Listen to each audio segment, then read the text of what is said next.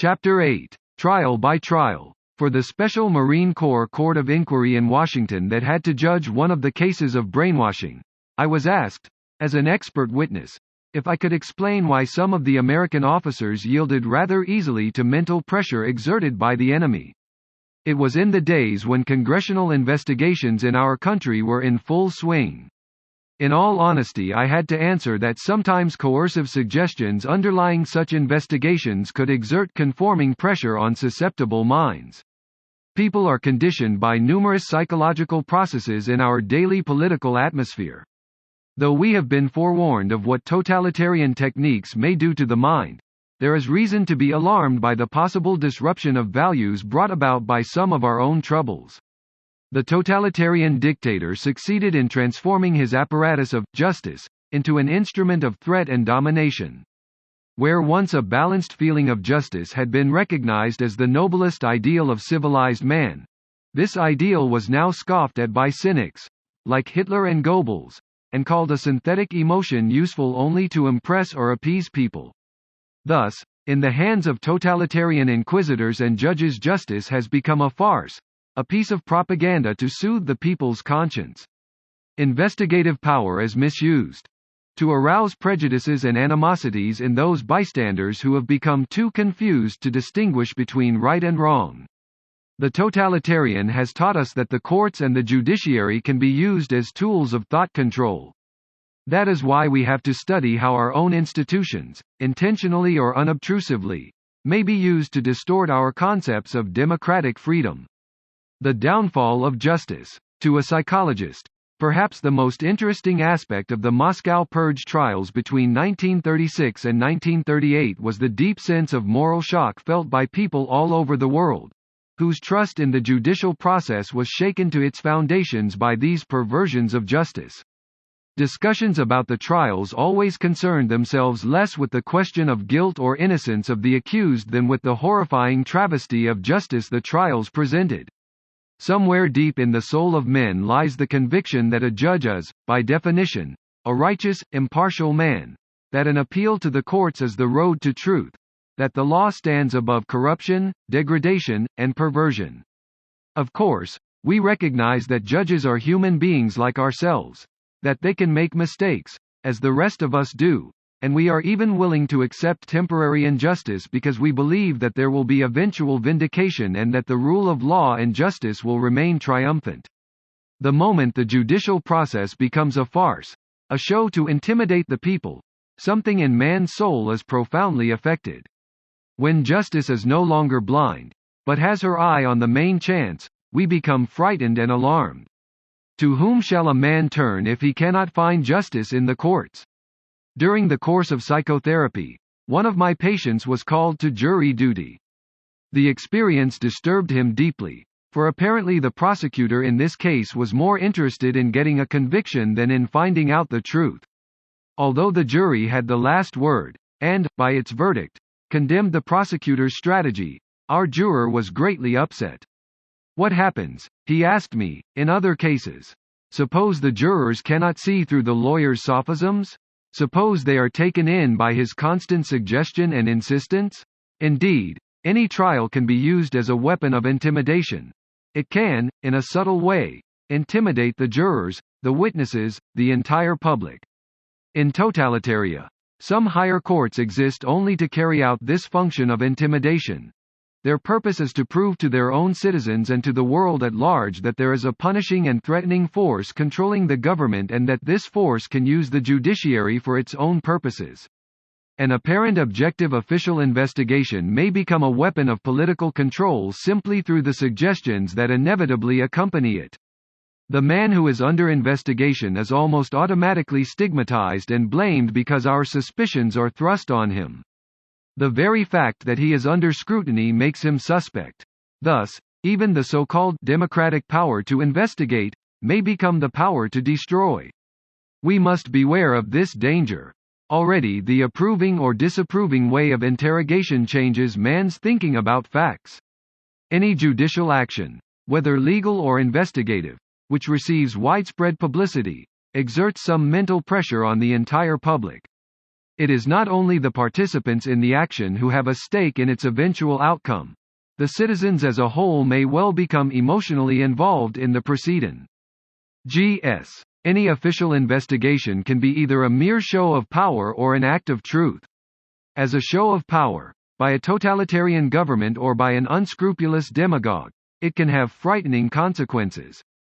The German Reichstag fire case, the Moscow purge trials, and the court actions against our POWs in China are prime examples of legal action which served to consolidate the political power of ruthless men and had for their object confusion of a helpless citizenry.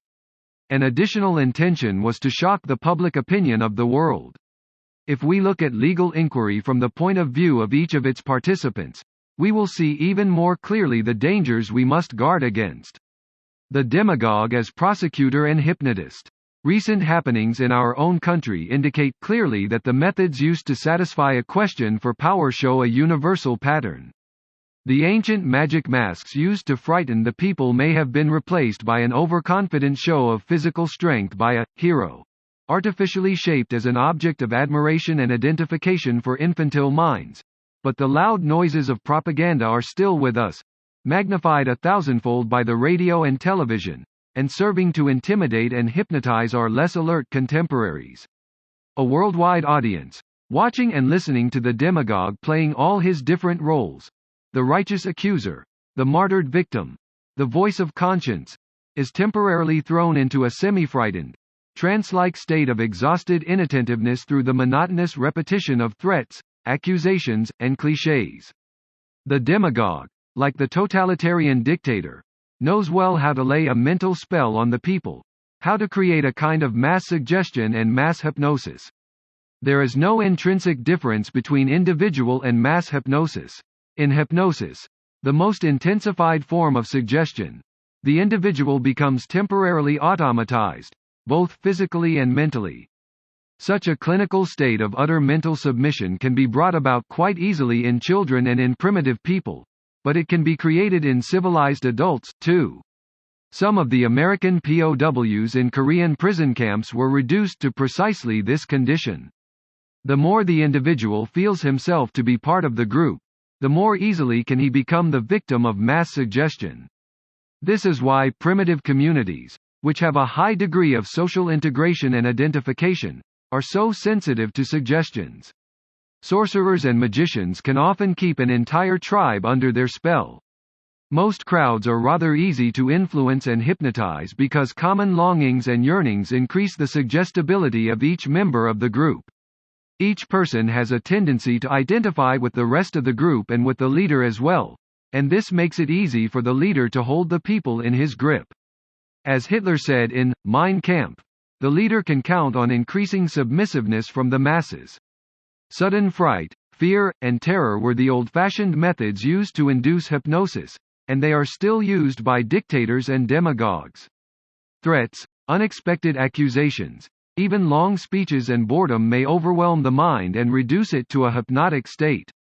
Another easy technique is to work with specially suggestive words, repeating them monotonously. Arouse self-pity, tell the people that they have been betrayed, and that their leaders have deserted them. From time to time, the demagogue has to add a few jokes. People like to laugh, they also like to be horrified, and the macabre, especially, attracts them. Tell them gory tales and let them huddle together in sensational tension. They will probably develop an enormous awe for the man who frightens them and will be willing to give him the chance to lead them out of their emotional terror. In the yearning to be freed from one fear, they may be willing to surrender completely to another. Radio and television have enhanced the hypnotizing power of sounds, images, and words. Most Americans remember very clearly that frightening day in 1938 when Orson Welles' broadcast of the invasion from Mars sent hundreds of people scurrying for shelter, running from their homes like panicky animals trying to escape a forest fire. The Welles broadcast is one of the clearest examples of the enormous hypnosuggestive power of the various means of mass communication, and the tremendous impact that authoritatively broadcast nonsense can have on intelligent, normal people. It is not only the suggestive power of these media that gives them their hypnotizing effect. Our technical means of communication make of the people one huge participating mass. Even when I am alone with my radio, I am technically united with the huge mass of other listeners. I see them in my mind. I unconsciously identify with them, and while I am listening, I am one with them. Yet I have no direct emotional contact with them. It is partly for this reason that radio and television tend to take away active affectionate relationships between men and to destroy the capacity for personal thought, evaluation, and reflection. They catch the mind directly, giving people no time for calm, dialectical conversation with their own minds, with their friends, or with their books. The voices from the ether don't permit the freedom-arousing mutuality of free conversation and discussion, and thus provoke greater passive acceptance, as in hypnosis. Many people are hypnophiles, anxious to daydream and day sleep throughout their lives. These people easily fall prey to mass suggestion. The lengthy oration or the boring sermon either weakens the listeners and makes them more ripe for the mass spell, or makes them more resentful and rebellious. Long speeches are a staple of totalitarian indoctrination because finally the boredom breaks through our defenses. We give in. Hitler used this technique of mass hypnosis through monotony to enormous advantage. He spoke endlessly and included long, dull recitals of statistics in his speeches. The din of constant verbal intimidation of the public is a recognized tool of totalitarian strategy. The demagogue uses this suggestive technique, too, as well as the more tricky maneuver of attacking opponents who are usually considered to be beyond suspicion. This maneuver is often combined with a renewed appeal to self-pity. 14 years of disgrace and shame was the slogan Hitler used to slander the very creative period between the armistice in 1918 and the year he seized the helm. 20 years of treason, a slogan used in our country not too long ago, sounds suspiciously like it, and is all too familiar to anyone who watched Hitler's rise and fall. The stab in the back myth reduces everyone who is taken in by it to the level of suspicious childhood.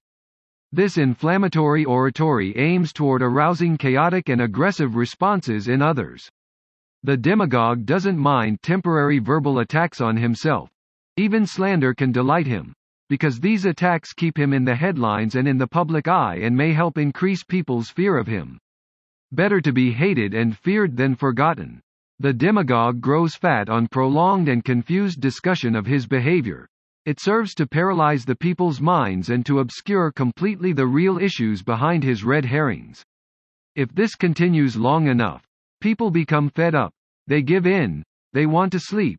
They are willing to let the big hero take over. And the sequel can be totalitarianism. As a matter of fact, Nazism and fascism both gambled on the fear of communism as a means of seizing power for themselves. What we have recently experienced in this country is frighteningly similar to the first phase of the deliberate totalitarian attack on the mind by slogans and suspicions. Violent, raucous noise provokes violent emotional reactions and destroys mental control. When the demagogue starts to rant and rave, his outbursts tend to be interpreted by the general public as proof of his sincerity and dedication. But for the most part such declarations are proof of just the opposite and are merely part of the demagogue's power-seeking energy. There is in existence a totalitarian document of terror, which discusses in detail the use of well-planned, repeated successive waves of terror to bring the people into submission. Each wave of terrorizing Cold War creates its effect more easily, after a breathing spell, than the one that preceded it because people are still disturbed by their previous experience. Morale becomes lower and lower, and the psychological effect of each new propaganda campaign becomes stronger. It reaches a public already softened up. Every dissenter becomes more and more frightened that he may be found out. Gradually people are no longer willing to participate in any sort of political discussion or to express their opinions. Inwardly they have already surrendered to the terrorizing dictatorial forces. We must learn to treat the demagogue and aspirant dictator in our midst just as we should treat our external enemies in a Cold War, with the weapon of ridicule. The demagogue himself is almost incapable of humor of any sort, and if we treat him with humor, he will begin to collapse. Humor is, after all, related to a sense of perspective. If we can see how things should be, we can see how askew they can get, and we can recognize distortion when we are confronted with it. Put the demagogue's statements in perspective, and you will see how utterly distorted they are. How can we possibly take them seriously or answer them seriously? We have important business to attend to, matters of life and death both for ourselves as individuals and for our nation as a whole. The demagogue relies for his effectiveness on the fact that people will take seriously the fantastic accusations he makes, will discuss the phony issues he raises as if they had reality, or will be thrown into such a state of panic by his accusations and charges that they will simply abdicate their right to think and verify for themselves. The fact is that the demagogue is not appealing to what is rational and mature in man. He is appealing to what is most irrational and most immature. To attempt to answer his ravings with logic is to attempt the impossible. First of all, by so doing we accept his battling premises, and we find ourselves trapped in an argument on terms he has chosen. It is always easier to defeat an enemy on your own ground, and by choosing your own terms. In addition, the demagogue either is, or pretends to be, incapable of the kind of logic that makes discussion and clarification possible. He is a master at changing the subject. It is worse than criminal for us to get ourselves involved in endless, pointless, and inevitably vituperative arguments with men who are less concerned with truth, social good, and real problems than they are with gaining unlimited attention and power for themselves. In their defense against psychological attacks on their freedom, the people need humor and good sense first. Consistent approval or silent acceptance of any terror-provoking strategy will result only in the downfall of our democratic system. Confusion undermines confidence. In a country like ours, where it is up to the voting public to discern the truth, a universal knowledge of the methods used by the demagogue to deceive or to lull the public is absolutely necessary. The trial is an instrument of intimidation. Man's suggestibility can be a severe liability to him and to his democratic freedom in still another important respect. Even when there is no deliberate attempt to manipulate public opinion, the uncontrolled discussion of legal actions, such as political or criminal trials, in newspaper headlines and in partisan columns helps to create a collective emotional atmosphere. This makes it difficult for those directly involved to maintain their much-needed objectivity and to render a verdict according to facts rather than suggestions and subjective experiences. In addition, any judicial process which receives widespread publicity exerts mental pressure on the public at large. Thus, not only the participants but the entire citizenry can become emotionally involved in the proceedings. Any trial can be either an act of power or an act of truth. An apparently objective examination may become a weapon of control simply by the action of the suggestions that inevitably accompany it. As an act of power by a totalitarian government, the trial can have frightening consequences. The Moscow Purge trials and the German Reichstag fire case are prime examples.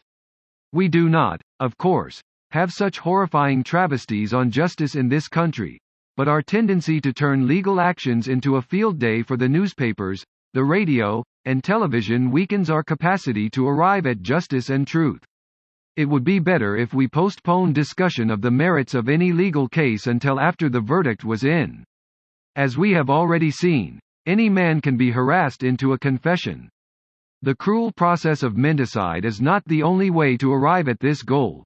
A man can be held guilty merely by accusation, especially when he is too weak to oppose the impact of collective ire and public opinion. In circumstances of abnormal fear and prejudice, men feel the need for a scapegoat more strongly than at other times. Consequently, people can be easily duped by false accusations which satisfy their need to have someone to blame. Victims of lynch mobs in our own country have been thus sacrificed to mass passion, and so have some so-called traitors and collaborators. In public opinion, the trial itself becomes the verdict of guilty. The Congressional Investigation. Let me first state that I firmly believe that the right of the Congress to investigate and to propose legislation on the basis of such investigation is one of the most important of our democratic safeguards. But like any other human institution, the congressional right to investigate can be abused and misused. The power to investigate may become the power to destroy. Not only the man under attack, but also the mental integrity of those who, in one way or another, are witnesses to the investigation. In a subtle way, the current wave of congressional investigations may have a coercive effect on our citizenry. Some dictatorial personalities are obsessed with a morbid need to investigate, and congressional investigations are made to order for them. Everybody who does not agree with them, who does not bow low and submit, is suspect, and is subjected to a flow of vilification and vituperation. The tendency on the part of the public is to disbelieve everything that the demagogue's opponents say and to swallow uncritically the statements made by those who either surrender to his browbeating or go along with it because they believe in the aims he pretends to stand for. Psychologically, it is important to understand that the simple fact of being interviewed and investigated has a coercive influence. As soon as a man is under cross-examination, he may become paralyzed by the procedure and find himself confessing to deeds he never did. In a country where the urge to investigate spreads, suspicion and insecurity grow. Everybody becomes infected with the feelings of the omnipotence of the inquisitor. Wiretapping, for instance, has the same power. It is grasping the secrets of others. In psychological circles, a good deal of attention is now being given to the impact of interviews and interrogations on people. The psychological interviewer himself must be aware of the various interpersonal processes involved in this kind of communication.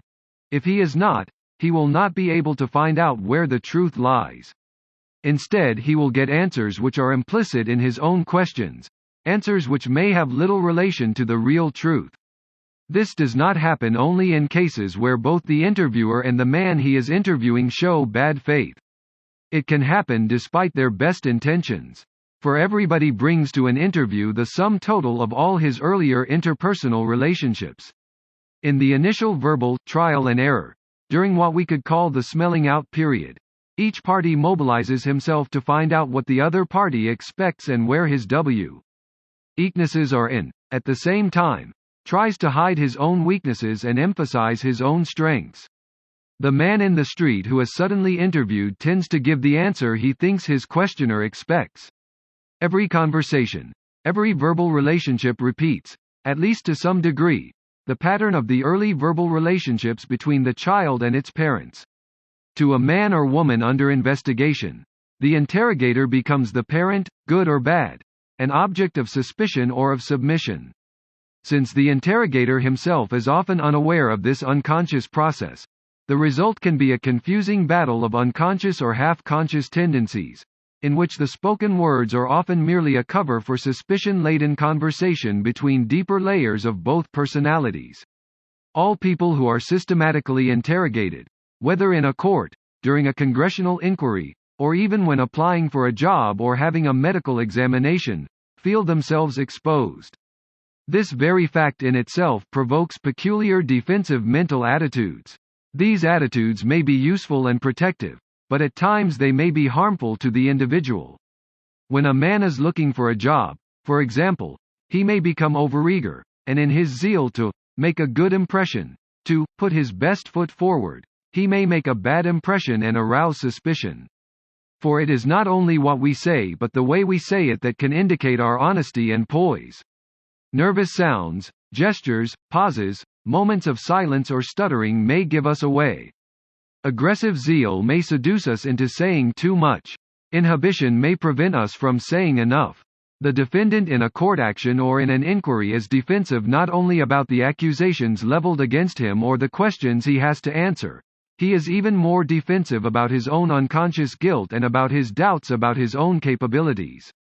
Many of my colleagues in medicine and psychiatry who have been called as expert witnesses in legal actions have told me that the very moment they were under cross-examination, they felt themselves on trial and nearly convicted. Cross-examination seemed to them often less a way of getting at the truth than a form of emotional coercion, which did a great disservice to both the facts and the truth. This is the reason that every kind of investigative power can so easily become a coercive power. Making witnesses and defendants suffer from acute stage fright can be a nasty weapon of totalitarianism. Because psychologists and psychiatrists appreciate these facts, There is now a strong tendency in these circles to use what we might call a passive technique in interviewing. When the interviewer's questions are not directed toward any specific answer, the man being questioned will be encouraged to answer on his own initiative, out of his own desire to communicate. The neutral question, "What did you do afterwards?" provokes a freer and more honest response than the question, "Did you go home after that?" The witness and his subjective testimony. We have seen in recent years a long parade of recanting communists, who have testified freely and openly about their pasts. Currently, we have still another kind of parade, the recanting recanters. How are we to know the truth from falsehood in all this morass of conflicting testimony? How are we to prevent ourselves from becoming confused by the contradictory testimony of men and women whose words can influence the course of our nation's actions? How are we to learn to evaluate what they say? Psychologically, how reliable is their testimony, whether friendly or unfriendly? In general, we can say that those who are most vituperative in their statements are usually the least reliable. Many of them are men and women who in the past adopted a totalitarian ideology out of their own deep sense of inner insecurity. Later there came the moment when they felt that their chosen ideology had failed them. Though it had held their minds relentlessly imprisoned for a long time, at that point they were able to throw off the system completely. This they did through a process of inner rearrangement of old observations and convictions. However, what they shed was merely a particular set of rigid ideological rules. Most of them did not shed, along with these rules, their hidden hatreds and early insecurity. They may have given up the political ideology which offered them defenses and justifications, but they retained their resentments. It is extremely common to find such people seeking immediate sanctuary in some other strictly organized institution. Because they now see things in a different light, old facts and concepts acquire a different significance. Yet, all the while, the ever-present urge toward self-justification and self-exculpation, which operates in all men and which in these cases motivated the former allegiance to communism, is at work. Now they must prove their guiltlessness and their loyalty to their newly adopted ideas. Their emotions, now in new garb, are still directed toward the goal of self-justification. In the eyes of the convert, the fresh outlook, this new arrangement of inner demands and of ways of satisfying them, is just as logical and rational as were his former set of expectations and satisfactions. Now he rediscovers several experiences long since past. His former friends become his enemies. Some of them are seen as conspirators, whether they were or not. He himself is unable to distinguish between truth and fantasy, between fact and subjective demand. Consequently, a complete distortion of perceptions and memories may take place. He may misquote his own memories, and this process is for the most part one of which the convert himself is not aware. I remember vividly one example of such behavior during the Second World War. A former Nazi became a courageous member of the anti-Nazi underground. He sought to rectify his past behavior not only by fighting the Nazis, but also by spreading all kinds of anxiety-provoking rumors about his former friends. By making them appear more cruel, he thought he could show himself more loyal. Similarly, the denials and misstatements that may be made by the convert before the courts or the congressional committees are often not so much conscious falsehoods as they are products of the new inner arrangements.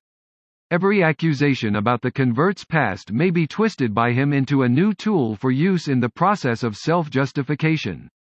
Only a few such men have the moral courage to admit that they have made real mistakes in the past. The distance between a white lie and selective forgetting and repressing is often very short. I discovered this for myself while carrying on investigations of resistance members who had been in Nazi hands. I found that it was almost impossible to obtain objective information from them about what they had revealed to the enemy after torture. Reporting upon their enforced betrayal, they immediately colored their stories by white lies and secondary distortions. Depending on their guilt feelings, they either accused themselves too much or found no flaw at all in their behavior. The right to be silent out of the action of congressional investigating committees has recently come a serious legal attack on the right to be silent when the giving of information clashes with the conscience of the one on the stand. This attack can become a serious invasion of human privacy and reserve. Undermining the value of the personality and of private conscience is as dangerous to the preservation of democracy as is the threat of totalitarian aggression. We have to realize that it is often difficult for witnesses to make a choice between contempt of Congress and contempt of human qualities. Administrators may conceivably discover a few alleged traitors by compelling witnesses to betray their former furry NDS, but at the same time they compel people to betray friendships. Friendship is one of our most precious human possessions.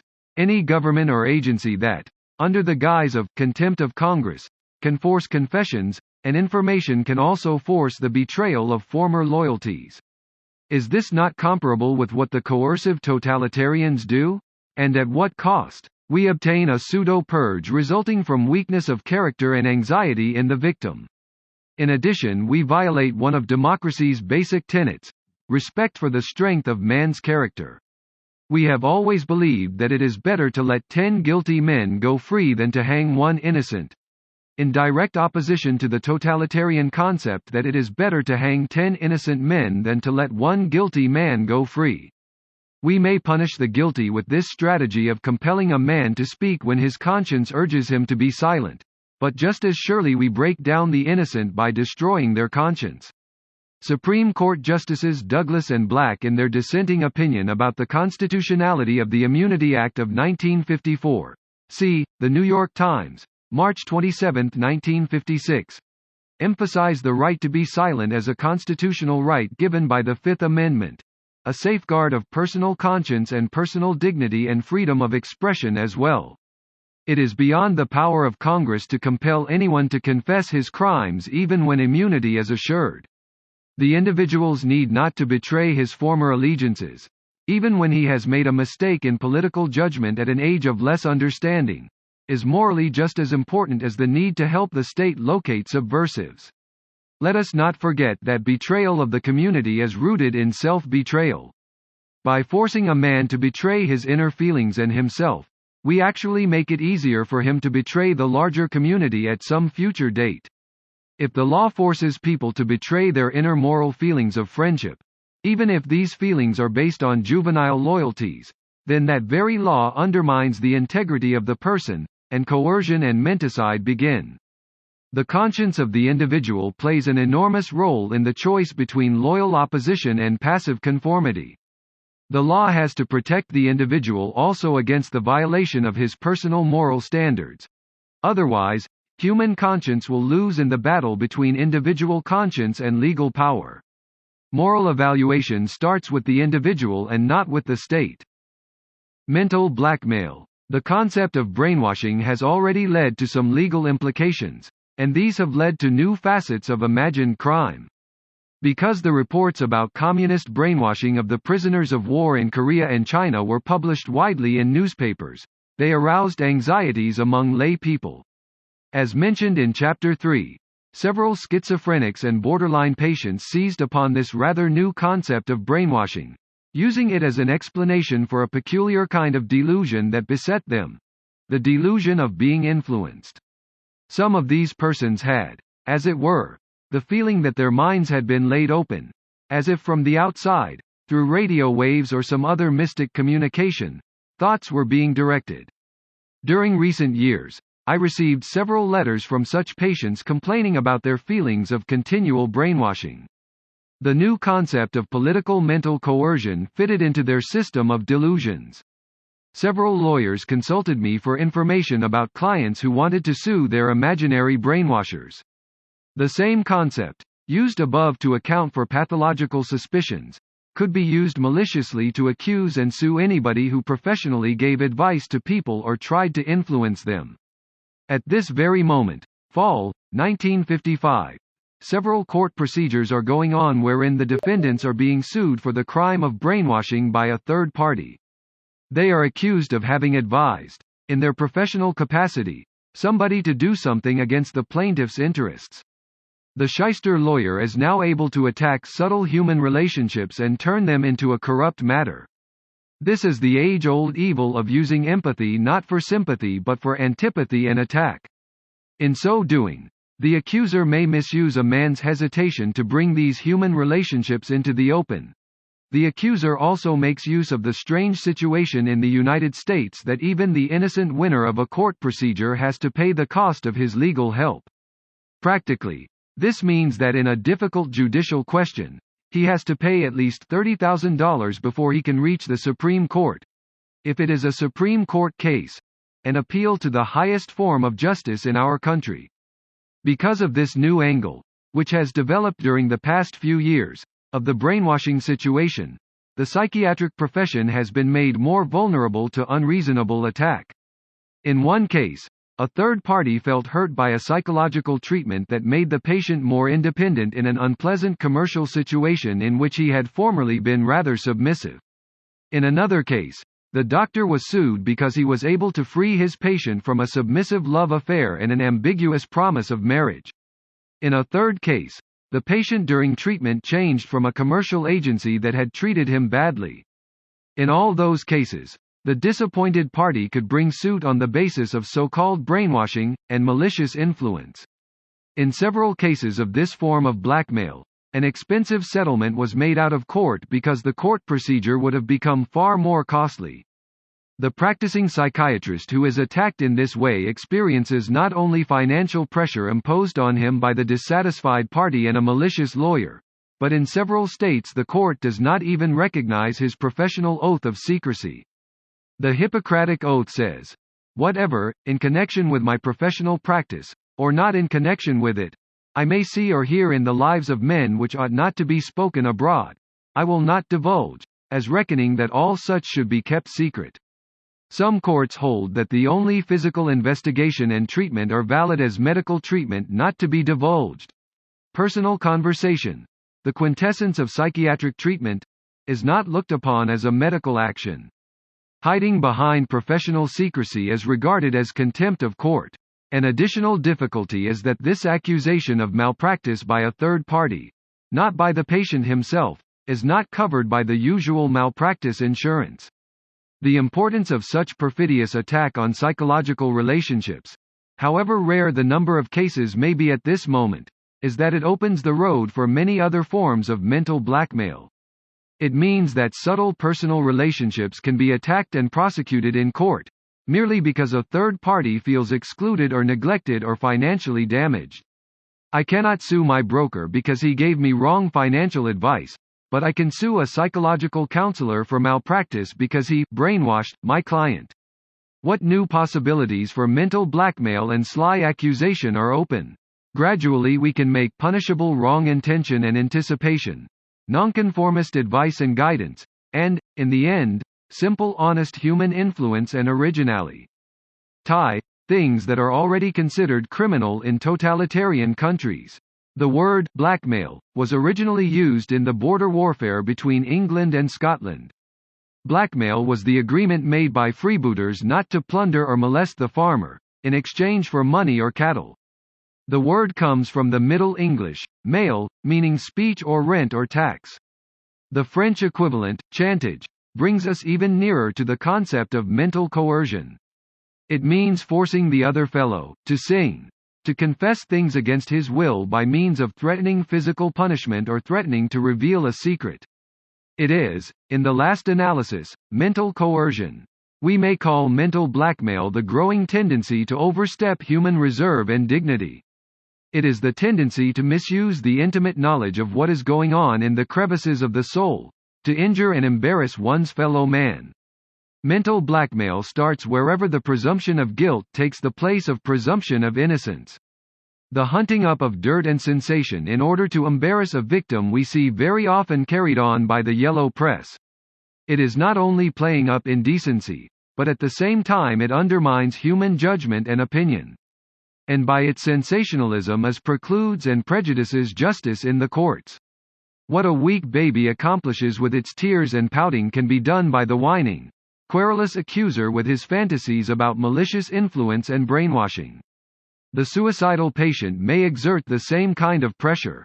I am convinced that in the future the Supreme Court has to make rules which will control these new forms of indictment. Yet the core of the problem is the growing suspicion within man in our era of transition. We blackmail men's minds with too many security measures, with secret files. We blackmail with gossip, with subtle pressures within political pressure groups, with lobbies within lobbies, and even by withholding our friendship. The judge and the jury. What about the people who are called upon to sift truth from falsehood, to arrive at just and impartial verdicts? The judge and the jury are themselves influenced and affected by the external facts and inner needs that lie behind the behavior of the other principals in the case. Yet they are supposed to rise above their background, their personal needs and desires, and to render a verdict strictly on the evidence, unswayed by any prejudice or subjective desires. And let us bear in mind that it is not only those officially connected with a case who make a decision about it, it is everyone who knows about it. You and I, the public, are judge and jury too. Judge and jury face the difficult task of finding and asking on the basis of the facts alone, and yet even in them, under the influence of strong group emotions, an emotional rearrangement of remembered facts may take place. Judge and jurors are affected by the collective emotional atmosphere surrounding controversial issues, and it is difficult for them to maintain their much-needed objectivity. The average juror already submits to the popular emotional demand before the trial is started, as several trials about racial persecution proved. Lately, two authorities on law attacked the system of trial by jury, one because of its delaying action on the process of justice, Peck, and the other because he considered it an outmoded means of administering justice, Newman. Trial by jury is a relic of the 13th century intended to replace the magic trial by ordeal. The gods and coincidence decided the guilt, and to replace the trial by battle, physical skill and power decided which of two parties was guilty. The trial by a jury of peers, by all those who knew the accused and the circumstances of the alleged crime, served its purpose in rather simple organized communities for a long time. But in our complicated society, where people know less about each other and where a thousandfold communications intrude the mind, things have changed. The average juror is swayed by the emotion and prejudice of his heredity and background training. Newman. Our juries are not always able to follow the intricacies of pros and cons, of interpretation of facts. In addition, many a trial lawyer knows how to fascinate a jury, how to catch their minds and influence their judgment. Beyond this, the selection of jurors delays more and more the process of justice. As a simple example of how individual, personal, and social conditioning can affect a juror's current reactions, let us look at the inner confusion usually caused by the word traitor. Here we have an emotionally loaded trigger word. If somebody is accused of being a traitor or a subversive, on the basis of undeniable facts, any attempt at a scientific, psychological explanation of this person's behavior is already considered a treacherous intellectualism. The consensus is that the traitor should be punished. He belongs to the scum of society, better let him die. Even the lawyer who defends him before the court may be accused of collaboration in treason. All of us know many other trigger words which immediately provoke confusion in our objective perception and judgment because they touch unsolved, unconscious feelings. Words like communist and homosexual, for instance, can become confusing trigger words which bring a reservoir of dark feelings into action. Demagogues like to use such words in order to stir up mass feelings, which they cannot control but which they believe are very suitable for the strategy of the moment. This can become, however, like playing with dynamite.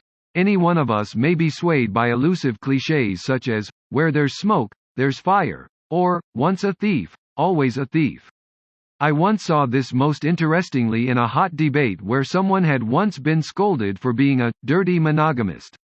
As soon as the accusation was made, public opinion turned against him.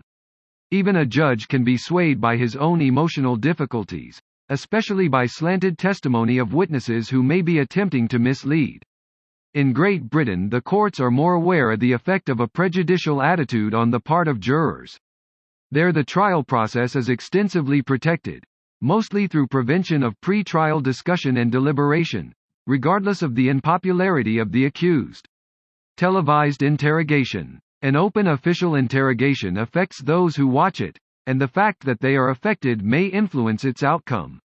Various crime hearings in this country, for instance, were brought before the people by means of television. Citizens sitting comfortably at home far from the scene could see how defense lawyers maneuvered facts or instructed their clients, among whom were well-known crime bosses, so that they would appear in a favorable light. Even though their actions may have been transparent tricks with the appearance of a fixed wrestling match, the result was that some of the not-so-jovial-looking victims of the criminals were made ridiculous, while the criminals, calm, assured, self-possessed, seemed more admirable. The victims often couldn't stand being in the limelight. It made them feel ill at ease and embarrassed. The criminals, on the other hand, either denied every accusation in tones of righteous indignation or made confessions which degenerated into hysterical quests for pity. The magic effect of all the anonymous onlookers, because the witness or defendant imagined their approval or disapproval, influenced the outcome of the hearings. All of us who watched them brought our own subjective expectations to bear on these hearings. Television makes a mass trial of such a hearing, and unwittingly not justice but the variable feelings of the public become part of the courtroom atmosphere. Every piece of evidence in such a hearing is colored by rumor and emotion, and the shocked onlookers are left with feelings of suspicion and deep misgivings that the hearing has not really gotten down to the condemning facts. The quest for detachment. Man's feeling for justice has very subtle implications. As soon as Justicia flirts with powerful friends or becomes completely submissive, people feel insecure and their anxiety increases. But man's feeling for justice needs more than mere security for its satisfaction and gratification. The sense of justice is an inner attitude aiming at the realization of ideal rules of law that can inspire the community and raise it to a higher moral level. It requires not merely that minimum of decent behavior that is enforced by law, but more than that, a maximum of personal initiative and mutual fair play. It asks for personal and social justice, for mutual limitation of demands in the service of the mutuality of relations between men, and between men and their government. Any ideal feeling of justice requires sacrifice and implies self-limitation. Emotionalism is its enemy. This ideal of justice is not only valid for individuals but should also rule communities and countries. Only in such an atmosphere of free mutual sacrifice of power on behalf of growing justice can democracy grow. Can people learn to see objectively and in a manner detached from their personal feelings? Yes, they can. Preconceived ways of seeing and witnessing can be changed. Many people realize the damage men do to themselves and others when they submit to collective passion and prejudice. These people then learn through astute investigation and observation how to be less prejudiced, how to see events with constant readaptation of mind and eye and with a search for reality. Prisoners in concentration camps or POW camps are so constantly bombarded with rumors and suggestions, their observations are so distorted by their necessary self-defenses, that they are hardly able to give an objective report regarding the actions of their fellows. The mass attitude of the day directs their opinions. The fellow who has become a scapegoat, whose function it is to alleviate for his fellow prisoners their common anger, will never be able to neutralize all later reports about him, simply because the number of so-called objective witnesses is against him. It is very difficult to separate the rumors from the facts and to neutralize ingrown mental toenails. There is in man an instinctual need to take sides with the majority, to conform to the opinion of the strong. This need is rooted in a biological urge for safety. That is why a strong feeling of participation grew among soldiers in a POW camp. The result was complete unconscious falsification of what happened. The individual observation got lost in the strong impact of mass opinion.